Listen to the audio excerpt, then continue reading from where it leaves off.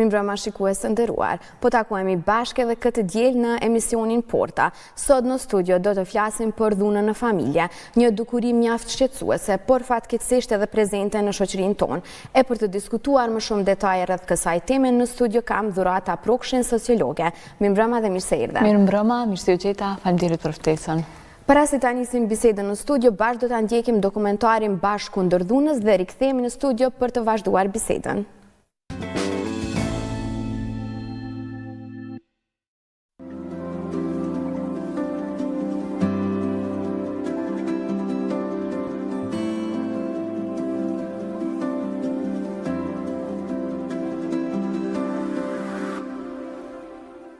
Dhuna në familje është një problem shqetësues që prek shumë individ dhe familje në shoqërinë tonë. Ky dokumentar synon të hedhë në dritë pasojat të rënda të kësaj dukurie, duke treguar historitë e atyre që janë prekur dhe përpjekjet e institucioneve për ta luftuar atë. Përmes këtij dokumentari synojmë të rrisim ndërgjegjësimin publik mbi dhunën në familje dhe të inkurajojmë viktimat të kërkojnë ndihmë. Duke paraqitur rolin e institucioneve publike, qeveritare dhe lokale në trajtimin dhe parandalimin e dhunës, ne dëshirojmë të tregojmë se si bashkëpunimi mund të sjellë ndryshime pozitive. Ne shpresojmë të inspirojmë një lëvizje të gjerë shoqërore që promovon respektin, barazinë dhe mirëkuptimin brenda familjeve tona. Bashkë kundër dhunës është një thirrje për veprim, duke theksuar se vetëm së bashku mund të ndërtojmë një shoqëri pa dhunë dhe me shumë dashuri. Bashkë kundër dhunës thekson rëndësinë e veprimit kolektiv në parandalimin e dhunës. Duke bashkuar zërat e profesionistëve, aktivistëve dhe institucioneve kompetente, dokumentari synon të krijojë një platformë për diskutim dhe reflektim mbi mënyrat më efektive për të adresuar këtë problem. Mënyra më e mirë për të qasur në këtë problem fillon me një pikpamje nga një viktimë e dhunës në familje. Në herën e parë kam pasur dhunë psiqike dhe fizike. Rastin e kam lëngur vetë. Dhe herën e dytë pa vazhdu e njëjta, nuk ktheva herën e parë, me shpresë që punë mirësohet, po ju ai vazhdoi prapë njëjtën mënyrë, edhe kam lëngur rastin prapë, edhe kam marrë strehim edhe këtë, nuk e kam mendjen më kthy. Kam 3 fëmijë, mendoj që u dal për këturit, me gjitë një strehim dikon, nëse më kthy më atje, shpresoj që ndihmojnë edhe familjarët edhe shtetin nëse mundet. Viktima si kjo grua zakonisht kanë frikë të shfaqin identitetin e tyre, kur përballen me dhunë, jo rrallë humbasin dhe mbështetjen e familjes. Familjarët nuk dojnë që në shkollën e më kthy këta. Herën e parë, me të thënë drejtën, më shumë familjarët më kanë mbush mendjen për më kthy, se nëse kam deshta as herën e parë. U kthej atëri tyne, herën e dytë, të më thonë, e kam lajmë nga për rastin, edhe më nuk kam mbrojtje as me familjarët, as për peri, kërkujt veç prej Zotit edhe shtetin nëse më të vodi çka për mua.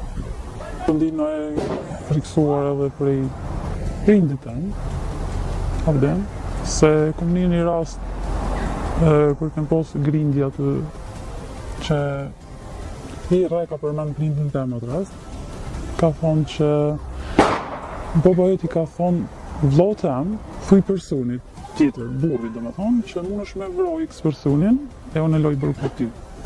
Domethënë që ky rast po më shqetëson edhe më shumë. Edhe pse unë nuk i kam gjetë vetë këto. Ma ka gjetë prindje, me dikant tjetër, po tash për nina ma pa e sigurt, po ka hi një farë, as zoti ma, po një mana nuk e di një farë besimi që nuk jam të shqetësu nëse dalë për i shtyshit, edhe nëse më vëra dikush. Strehimorja apo shtëpia sigurt mbetet një adresë e përkohshme për viktimat e dhunës. Dhe shumë se gjysma e rasteve në nivel kombëtar regjistrohen në Prishtinë. Drejtoresha Zona Hamiti shpreh brengën e saj për rritjen e dhunës.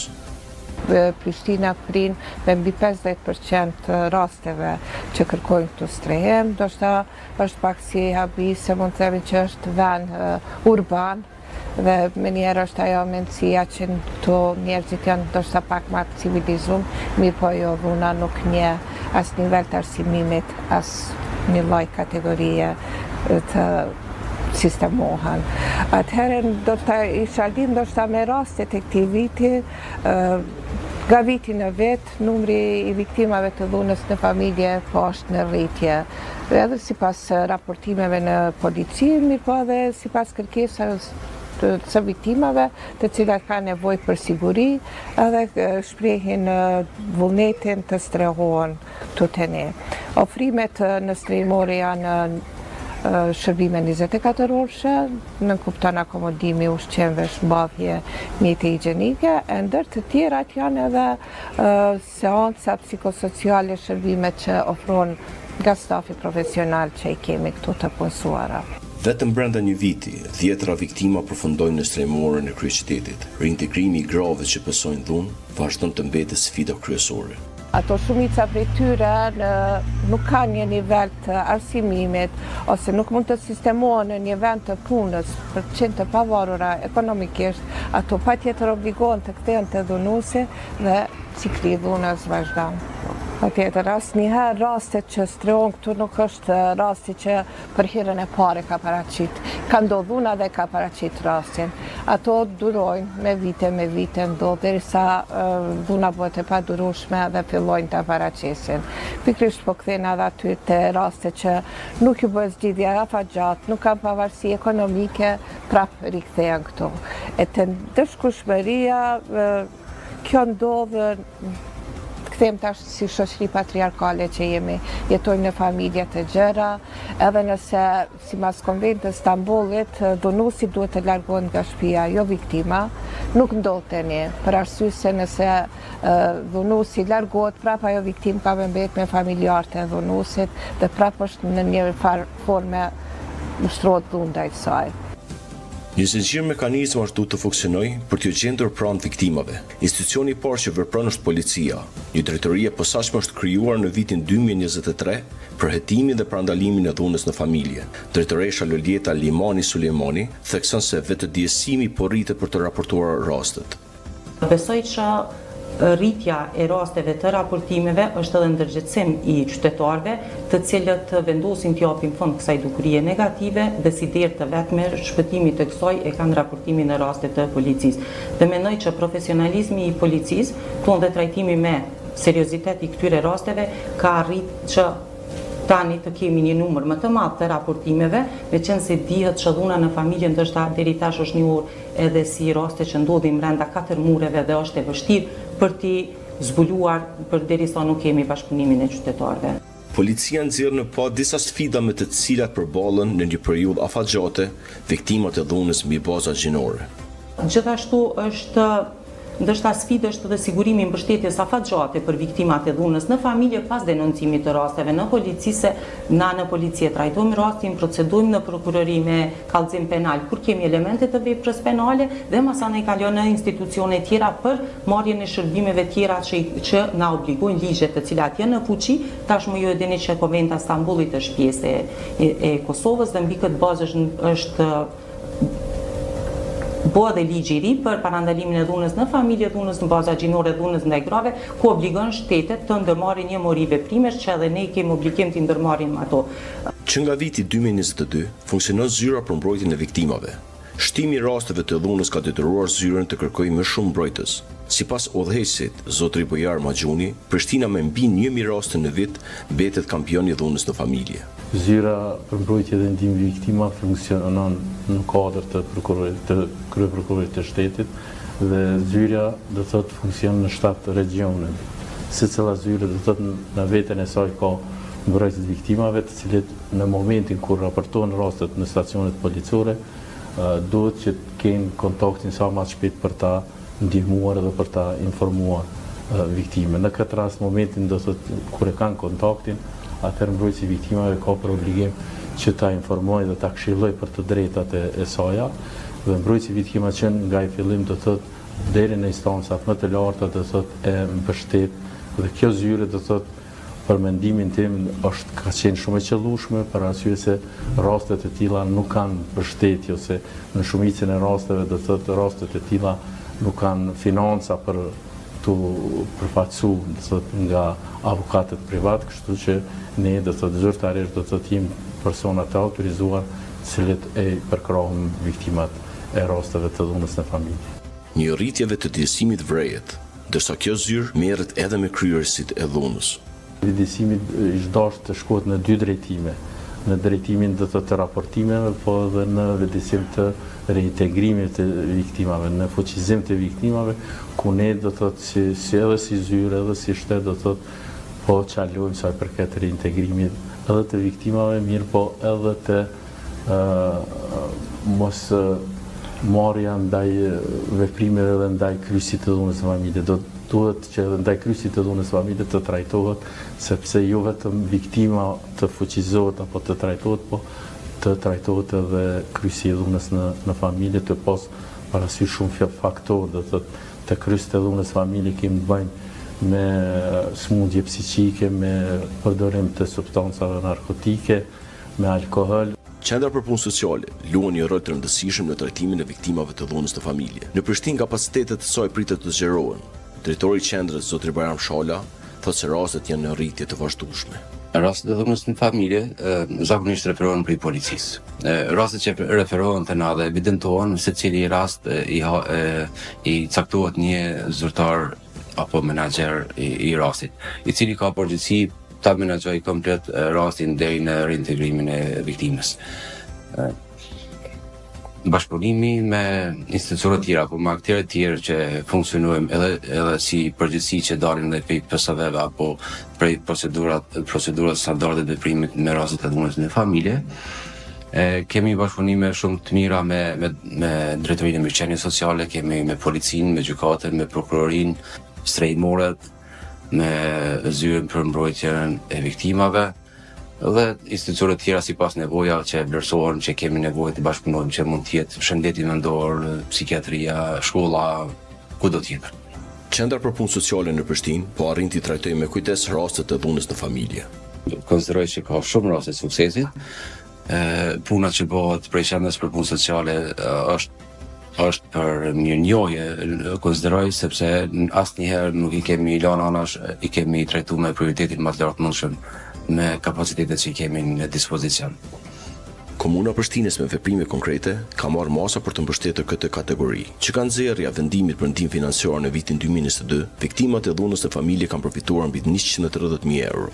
Udhëheqësi i sektorit për politika dhe menaxhim në drejtorinë e mirëqenies sociale në komunën e Prishtinës jep më shumë detaj për programin të cilin ai e udhëheq.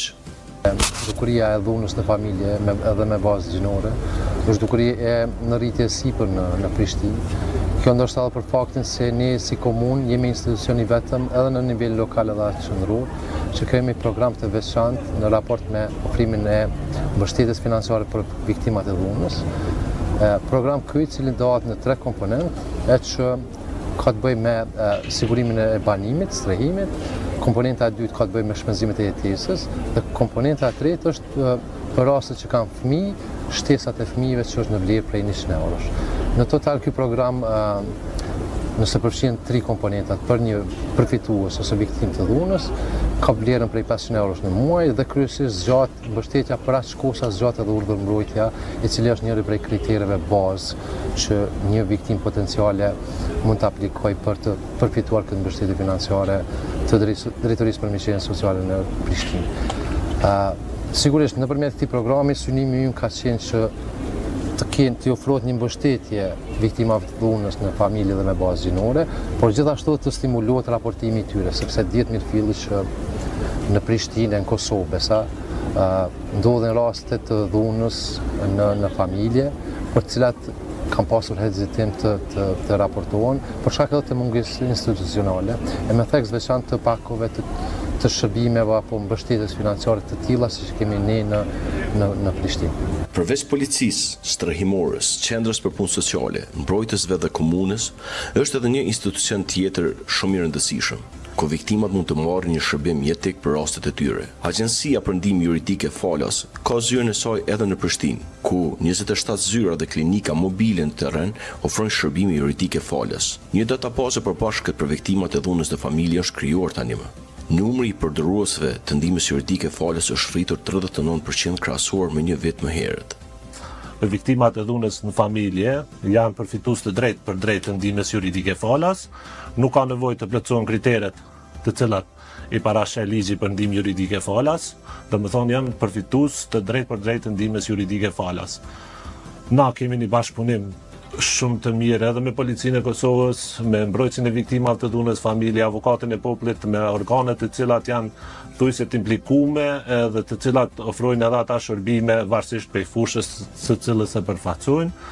Po është e rëndësishme që ndihma kryesore ose ajo që e ka parapo shteti ju ofrohet përmes Agjencisë për Ndihmë Juridike Falas. Si organ më kompetent edhe më pari ku iniciohet procedura, edhe në bazë praktike zakonisht është Policia e Kosovës për arsye se janë si organi i parë i cili kanë çështje të drejtë për drejtë me viktimën e dhunës familje. Ato iniciohet procedura për urdhër mbrojtje ku më pastaj shkojnë te mbrojtësi viktima, masanena mund me ardhë ne për përfaqësim edhe në gjykatë në këtë procedurë ku domethënë pavarësisht aty në kriteret që i cekom jemi të obliguar me angazhu avokat edhe me përfaqësu në gjykatë gjitha procedurat deri në përfundim të çështjes derisa gjykata të bëjë vendim të formës së parë. Agjencia për ofrimin e ndihmës juridike falas bën vazhdimisht fushatave të djegësuese dhe ka bashkëpunim të ngushtë me shoqërinë civile. Drejtuesit e saj kërkojnë më shumë buxhet, pasi kërkesat për shërbimet e tyre janë në rritje nga viti në vit. Rastet e dhunës të familje monitorohen rregullisht nga kjo agjenci. E kemi udhëzuesin për procesimin e rasteve në Agjencinë për Ndihmë Juridike Falas, edhe në bazë të udhëzuesit çdo procedurë apo kërkesë që iniciohet përveç që ruhet në dosje fizike, komoruhet edhe në databazën e Agjencisë për Ndihmë Juridike Falas. Çdo shërbim që kryhet në Agjenci për Ndihmë Juridike Falas, iniciohet procedura prej momentit kërkesës, ne e monitorojmë deri në përfundim të çështjes derisa gjykata të bëjë një vendim formës prerë. Edhe thuaj se çdo veprim, se zakonisht në rastet e dhunës familje, angazhohet edhe avokati, ku Agjencia për Ndihmë Juridike Falas në bazë të përgjegjësisë e ka problemit, nuk kemi me pagu avokatin për shërbimet e kryera. Avokati çdo veprim, çdo seancë që e mon në gjykat është i obliguar me sjell procesverbalin origjinal për mundësinë me pagu, nëse nuk e bën origjinal na nuk e paguajmë, edhe në përfundim çështjes është obliguar me dorëzu landën komplete Agjencia për Ndihmë Juridike Falas. Pavarësisht këtij zinxhiri institucional që funksionon, organizatat e shoqërisë civile nuk i kursejnë kritikat. Drejtori i Institutit të Drejtësisë kërkon më shumë veprime dhe më pak fjalë nga organet shtetërore. Fatkeqësisht numri i madh i këtyre po përfundohet të thotë me vrasje të grave, të cilat zakonisht pas sulmtimeve tona, të monitorimit tonë del se shumica e rasteve bëhet për shkak të neglizhencës së institucioneve. Institucionet përkatëse, policia, prokuroria fatkeqësisht dështojnë me bënë një vlerësim të rrezikut në rastet e dhunës të familje. Kryesisht lidhet me raste kur bashkëshortet ose ato të familjes do të thotë kanë qasje në armë, kanë qasje në mjete të rrezikshme të cilat pastaj i përdoren në mënyrë për të privuar nga jeta viktimat e dhunës familje në rastet e vrasjeve. Në shënjesë të kritikës që ngjitnin gjykatat, të cilat shqiptojnë dënime të buta ndaj kryerësve të dhunës, sipas Institutit të Kosovës për Drejtësi. Të shkojmë pastaj të thotë tek rasti i dëshmueshmërisë apo politikave ndeshkimore është po ashtu një rast tjetër ku ne si KD kemi bërë hulumtime, bëjmë analiza, publikojmë raporte ku del që fatkeqësisht gjyqtarët, ata të cilët të duajnë të shqiptojnë dënime meritore ndaj të gjithë atyre që kanë kryer vepra penale, ekziston një politikë jashtëzakonisht shumë e butë ndaj kryerësve të veprave penale. Në anën tjetër kemi gjyqtarë ose kemi të thotë institucione, kemi persona përgjegjës në institucione të cilët kanë pengesa jashtëzakonisht të mëdha për ta kuptuar apo për ta ndarë të thotë se kush është viktima apo kush është kryerësi i veprës penale. Në bazë monitorimeve tona, në bazë të analizave tona e shohim që kanë si duket gjyqtarët, institucionet si një lloj empatie për viktimën e simpati të thotë për kryerësin e veprës penale të duhet të ndodhte krejtësisht e kundërta. Kështu që jemi në një rrugë ku fatkeqësisht të thotë mas shumë të se themi po e paguan çmimin viktima, e që pastaj institucionet, shoqëria civile, mediat më shumë po konstatojnë se çka po ndodh, nuk po marrin veprime që të parandalohen dhe që të minimizohen dëmet të cilat i bëhen të viktimave të dhunës së familje. Në aspektin juridik janë hedhur hapa përpara, për zbatimin në praktikë normave ligjore vazhdon të qaloj. Nisur nga kjo, hapa janë hedhë përpara në kuptimin e legjislacionit. Dhuna është e kriminalizuar, gjatë që në shumë vende tjera demokratike ende nuk është në nivel të tillë. Konventi i Stambollit është pjesë e kushtetutës, por zbatimi i legjislacionit në përgjithësi nuk është në efektshmëri, nuk zbatohet ashtu siç duhet dhe këtu është shqetësimi. prej momentit kur ndodh dhuna, raportohet kryesisht ajo dhuna fizike, por dhuna psiqike ose ekonomike është pak e njoftun edhe pak e raportueshme. Por edhe prej momentit kur raportohet, prap kemi shpeshherë dështime nga ana e institucioneve për të zbatuar ose për qenë anën e viktimës. Sipas drejtuesës së Qendrës për Shëtitime Gjinore, viktimat përballen me neglizhencën institucionale.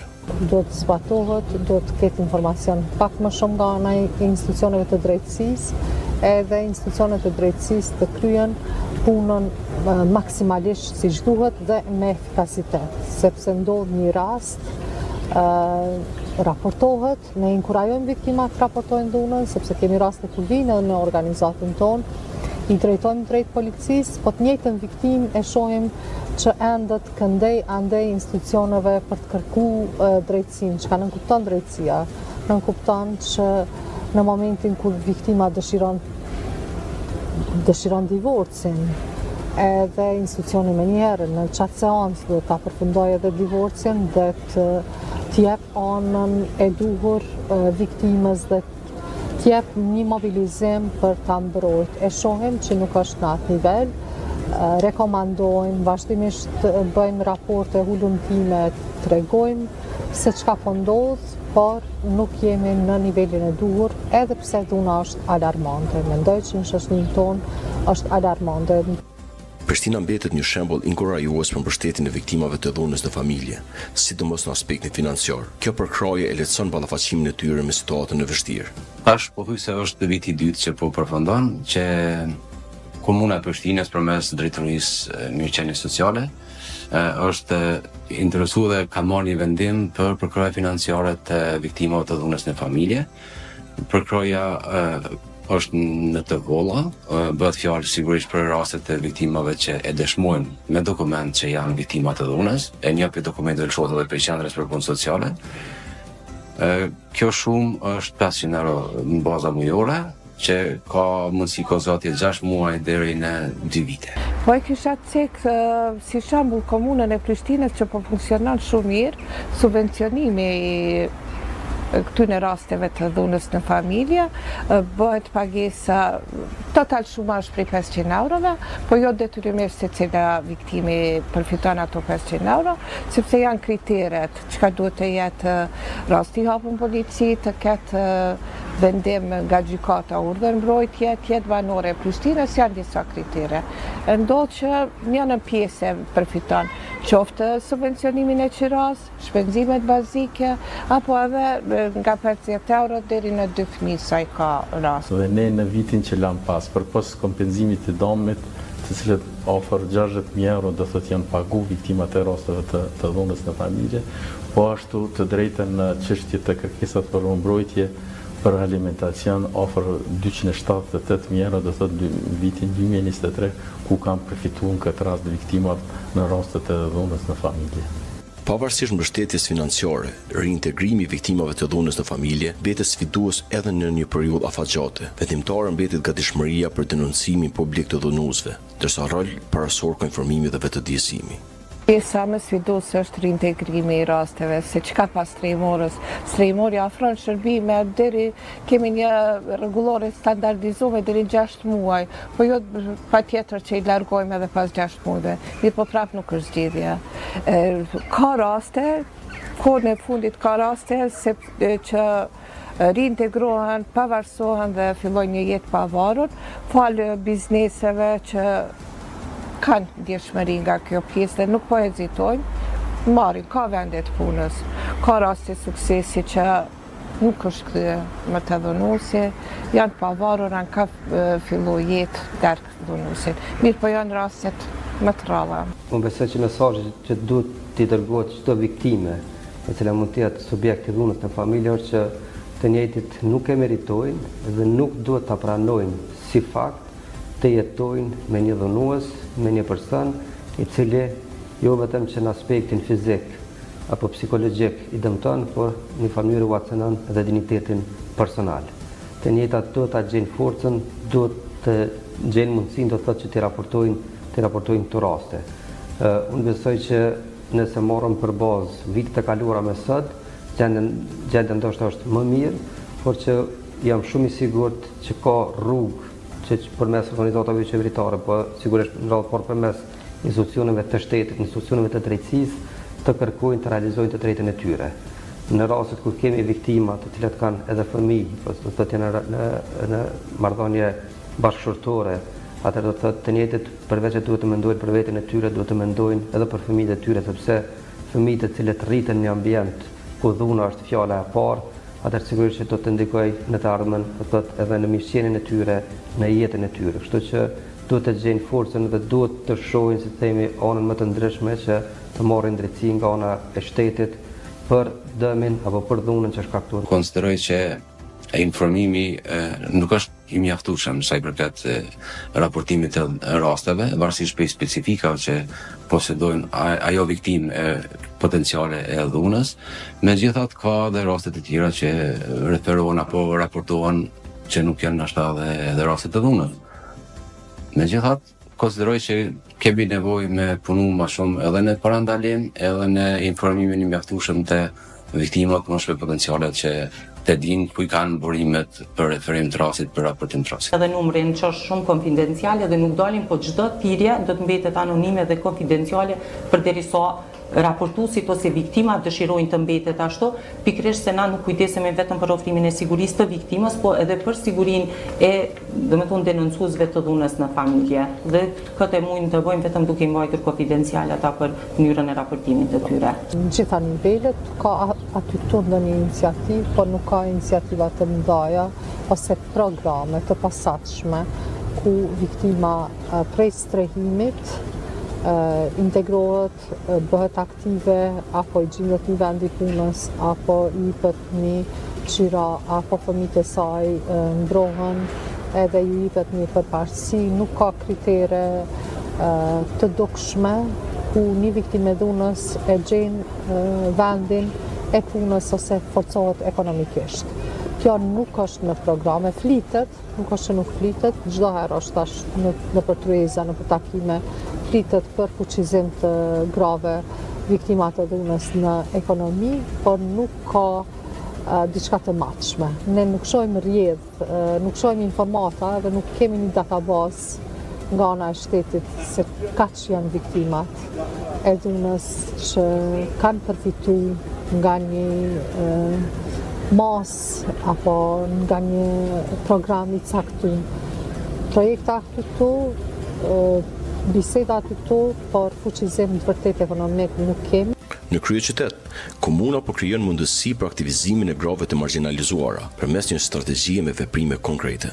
Në momentin që po flas, ne jemi duke zhvilluar një program për ofrimin e shërbimeve psikosociale do të thotë mobile outreach, në vizita derë më derë në shtëpi, edhe për gratë të cilat jetojnë në izolim të thellë social, që kanë mungesë të theksuar të aktivizimit ose angazhimit të tyre në jetën sociale dhe komunitare.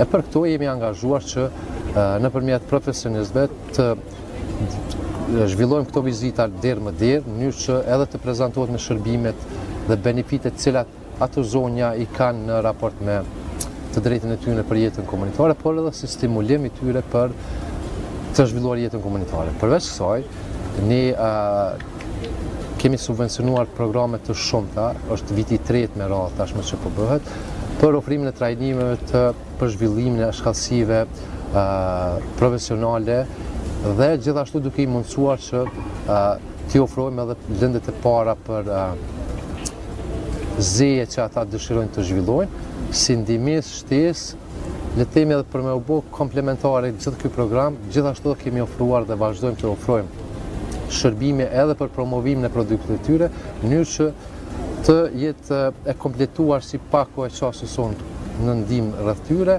duke i ofruar trajnimet fillimisht, pastaj lëndet e para nëse ka të bëjë me, le të themi, krijimin e bizhuterive të ndryshme, dhe më pastaj edhe si ti promovojnë këto produkte, si ti vendosë çmimi, promovimi, marketingu e kështu me radhë, në mënyrë që të kenë jetën e pavarur, pastaj të është në kuadër të pavarësisë socio-ekonomike të jo vetëm të viktimave të dhunës familje, po edhe të grave kryesisht të cilat jetojnë në kushte të thella ose të pafavorshme socio-ekonomike, e me theks veçantë të atyre që jetojnë në vise më të thella rurale.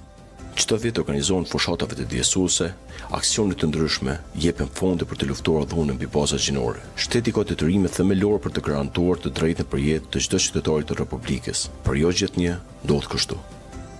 Si KD, do thotë kemi pasur raste të cilat I kemi dërguar në gjykatën kushtetuese, që është rasti Sebate Morinës, në ku ne këtë rast e kemi fituar dhe përmes këtij rasti është konstatuar se shteti, respektivisht policia dhe prokuroria kanë dështuar për t'ia siguruar të drejtën në jetë. E njëjta do të thotë është vrarë nga bashkëshorti për arsye sepse shteti nuk ka ndërmarrë masat e duhura për të siguruar qoftë në jetën, po edhe për të parandaluar do të thotë rastin tjetër ku bashkëshorti I saj kishte kryer vetvrasje. Në sistemin e hallkave për mbikëqyrjen elektronike, në rastet kur kryesi I dhunës I afrohet viktimës përkundër urdhrit të mbrojtës, menjëherë do të larmërohet niveli I mbikëqyrjes lokale dhe ai qendror I policisë, duke mundësuar atyre reagim efikas dhe në kohë. Ky hap rrit sigurimin e viktimave dhe kontribon në parandalimin dhe luftimin e dhunës në baza gjinore dhe dhunës në familje. Urdhrat mbrojtës derisa skadojnë janë një garanci, por më pas rreziku shtohet. Të drejtën ai nuk përdor lëndë narkotike as kërqa, po vetiu që është bën sjellje shumë këqija, edhe pse në fëmijëve gjithë I kanë goti. Asnjëherë si ka flung ofër vetes ose detyra ose diçka. Po ai nuk ndryshoi kë. Se po ta urdhrin, rrike pak se stabil, si I kaloi afoti, të më ndryshoi totalisht.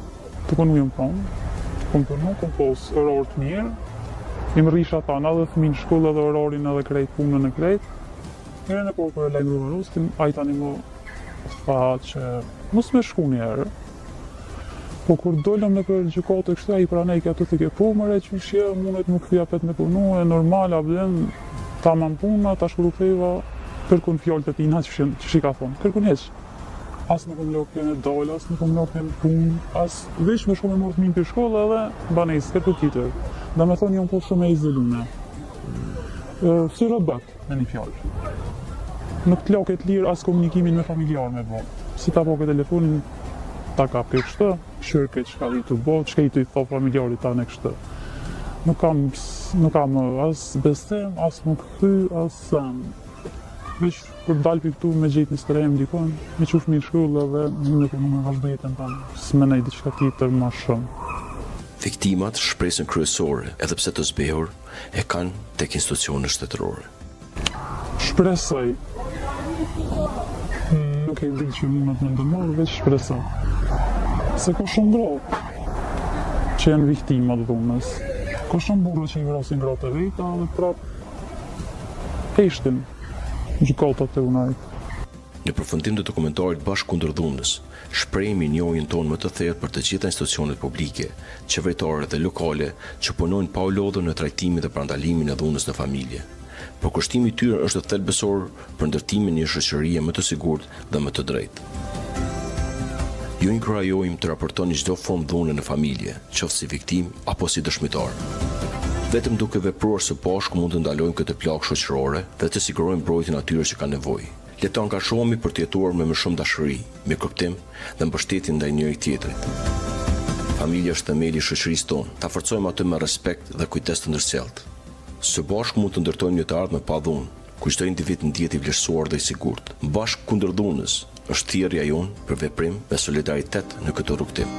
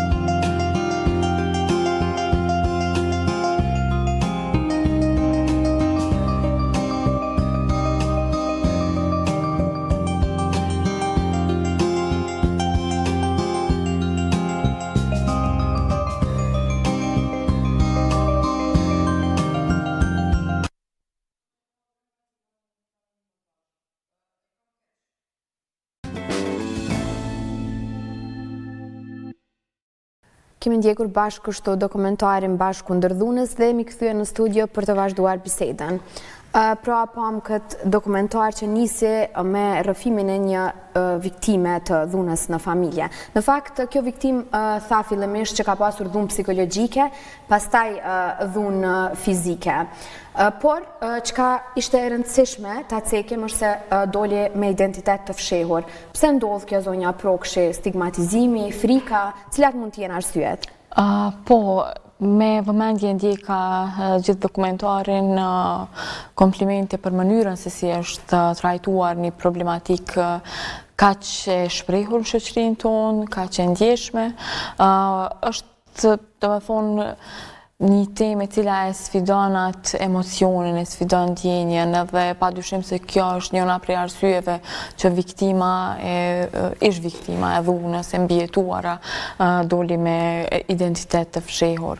Për shkak se jo gjithmonë rastet e të mbjetuarave hasin në mbështetje nga rrethi, hasin në mbështetje në shoqërisë, dhe fakti që ato raportojnë aktin e dhunës nga njerëz që fatkeqësisht ndodh të jenë të rritit shumë të afërt, i vendosin në situata mjaft konfliktuoze, nuk gjejnë mbështetje si të tilla. Dëgjuam edhe të mbjetuarën e cila u shpreh që nuk i ka mbështetjen e familjes, dhe ajo me një deklarat të tillë vazhdon në një farë forme ta mbaja qëndrimin e saj që nuk i thot jo dhunës, me një qëndrim të tillë ose një guxim i tillë është edhe akti i raportimit dhe drejtimi për ndihmë tek institucionet, po nuk ka pas guximin, nuk do të thosha guximin, po atë nuk i ka pas arsyeshmërinë që të shkojë tutje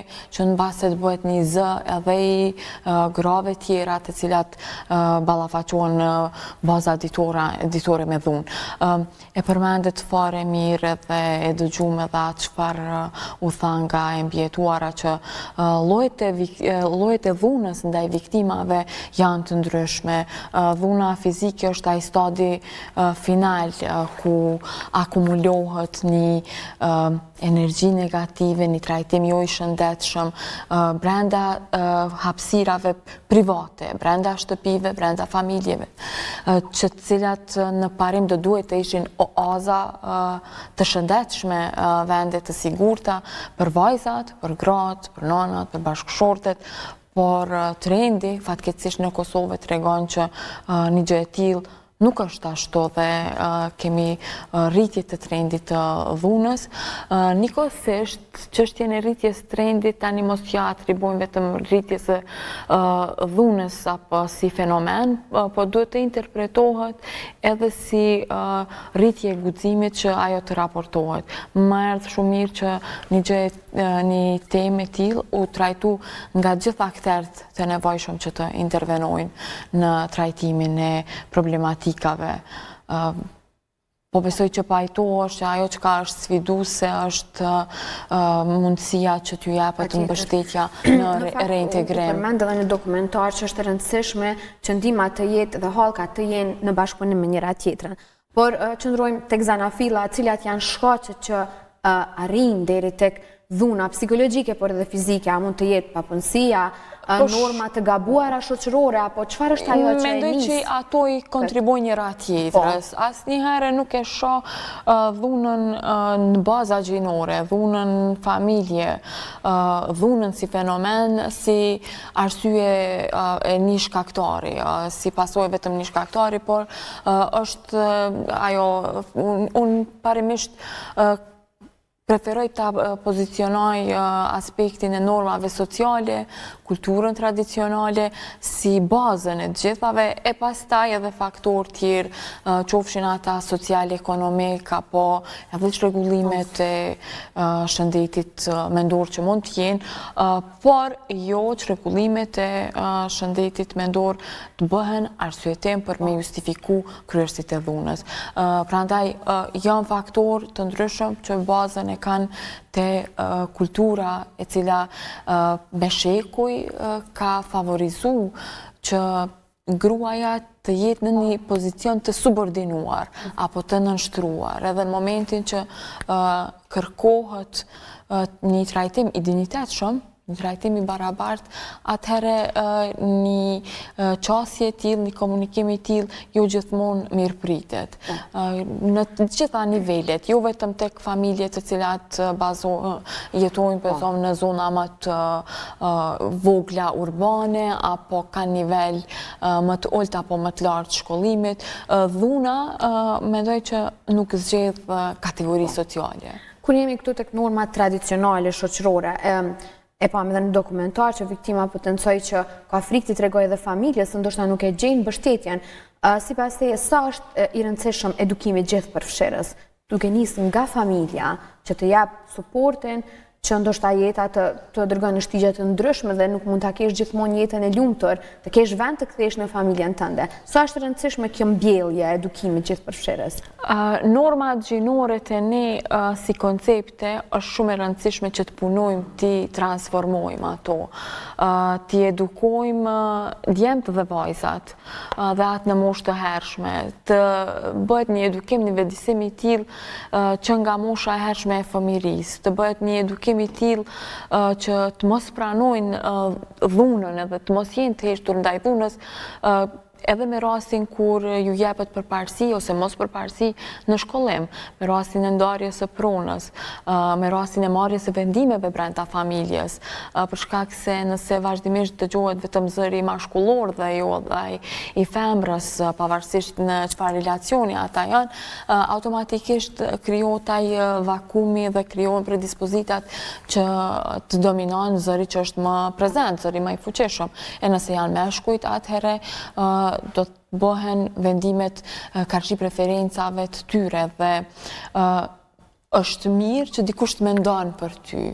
Po, Zoti na ka krijuar të shëndetshëm dhe na ka dhënë mendjen gjithve, andaj edhe gruaja, edhe vajza, edhe punëtorja edhe profesionistja ka mendimin e vetë, cilin duhet ta shpreh, duhet ta ballafaqon, po duhet ta ketë hapësirën që ta thotë atë, duke filluar gjithmonë e potencoj nga familja, nga shtëpia. Po, pikërisht. Po çfarë duhet bëjmë, cilat janë mënyrat më të mira që ta integrojmë në shoqëri këtë viktimë? Apo a janë të mjaftueshme vetëm fushata sensibilizuese, apo çfarë duhet bëjmë tutje? Perceptim shumë i drejtë nga ana jote për atë se si të bëjmë përpjekje ta zgjidhim në mënyrë më të mirë ose të ofrojmë alternativa për rikthimin në jetë të shëndetshme për të mbijetuarat. Është problem global e për shoqëritë me zhvillim më të ulët si shoqëria jonë është edhe më sfidues. Mendoj që janë të rëndësishme dhe duhet vazhdojmë të punojmë me fushata sensibilizuese. Për shkak se po të mos i kishim këto fushata sensibilizuese dhe kampanja të ndryshme, trajnime, dokumentarë si ky që ju e prezentut, niveli i vetdijes do të ishte edhe më i ulët. Megjithatë, kërkesa dhe nevoja nga ajo që shihet nga hulumtimet që zhvillohen në terren, nga bisedat e përditshme me aktert kompetent për të vepruar dhe nga viktimat e dhunës, është që të bëhet një fuqizim edhe më i madh i atij sektorit të sigurisë, ku të jenë më efikas, sikurse që e tha edhe përfaqësuesja e Qendrës Kosovare për Studime Gjinore, që mos i lihet hapësirë kryerësve të viktimës të marrin vendime në bazën e parimit kulturor, moral, tradicional, i cili jo gjithmonë është në favor të drejtësisë dhe të barazisë, por të momentit impulsiv ose atij temperamentit kryerësit të viktimës, andaj të punohet më tepër me sektorin e sigurisë. Ata të ngrisin kapacitetet brenda për brenda, të jenë më ekspeditiv dhe më të shpejt në shqiptimin e urdhrave mbrojtës për viktimat. U përmend shpesh herë Konventa e Stambollit, dhe Konventa e Stambollit është njëra prej atyre konventave bazë ndërkombëtare, cila kërkon që të punohet edhe me kryerësit e viktimave ata të largohen nga shtëpit, ju japët aty në një alternativë për reintegrim edhe për korrigjim nëse mund ta quajmë ashtu, ndërsa ajo çfarë ndodh te ne në Kosovë edhe që është praktike edhe në vende tjera është që janë shtëpitë strehimorit apo shtëpitë e sigurta ku dërgohen viktimat me qëllim që t'ju ofrohet një strehim i cili është afaqshkurt. Në momentin që ne kemi të bëjmë me strehime afaqshkurta, nuk kemi ofruar zgjidhje për reintegrim të viktimave. Fuqizimi ekonomik mendoj që përveç anës faktorit institucionale dhe ndarje subvencioneve siç vepron Komuna e Prishtinës, është e rëndësishme të krijohen programe me qendra të aftësimit profesional, me mënyrën që të aftësohen ato gra, dhe nëse se kanë shkollën ose kompetencën relevante për tregun e punës, që në një afat sa më të shkurt mundshëm të kyçen dhe të jenë të sojat e vetvetes për të gjeneruar të ardhuna. Ndërsa sa i përket strehimit, mendoj që do të ishte mirë se ardhur për shkak se një punësim mund të bëhet dhe një durim financiar mund të sigurohet, por investimet apo ndërtimet kolektive të cilat bëhen t'ju jepet përparësi rasteve të mbijetuarave të dhunës në familje. Kur jemi tek Konventa e Stambollit e potencuar të drejtat e viktimës, por këtu flasim edhe për atë pjesën për ushtruesin e dhunës. A do të ishte e duhur që të miren institucionet relevante edhe me këtë faktor apo akter të dhunës, ta dim shkaqet pse ka kryer?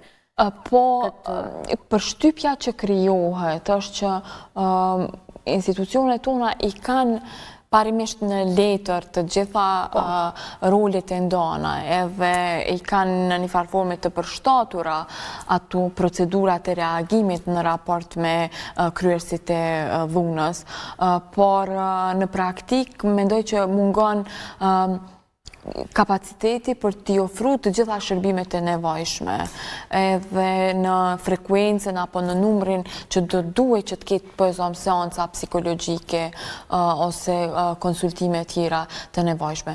Për shkak se me rastin e shqiptimit të masave, qoftë të paraburgimit ose ndalimit të ofrimit ndaj të mbijetuarave që kanë qenë viktimat të tyre, nuk është që janë shumë herë efikas ato urdhra, dhe dim që rastet me fatalitet kanë qenë fatkeqësisht rezultat i mos monitorimit të atyre urdhërave që janë shqiptu.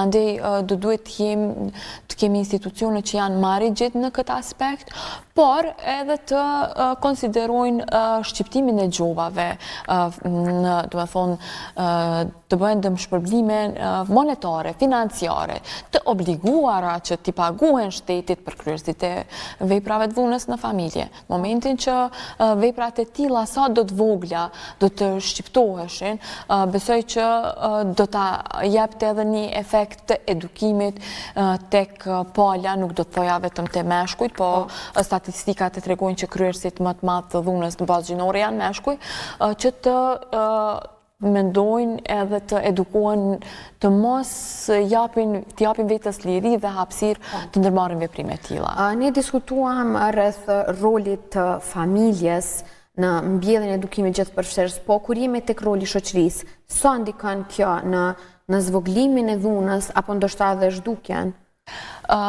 Po, shoqëria ka rol jashtëzakonisht madh. Ajo ku ne si shoqëri besoj që kemi ngecje është që vazhdojmë ta konsiderojmë çështjen e këtyre relacioneve, sidomos të dhunës në familje, si çështje që i përket një familje dhe është çështje private, dhe ti në momentin po e them që i jep vetës të drejtë të raportosh një diçka, një parregullsi që po ndodhë në një familje të caktuar apo në mes dy personave që janë në lidhje gjaku, e konsideron si ndërhyrje në privatësinë e tyre, në familjen e tyre, gjë që është gabim.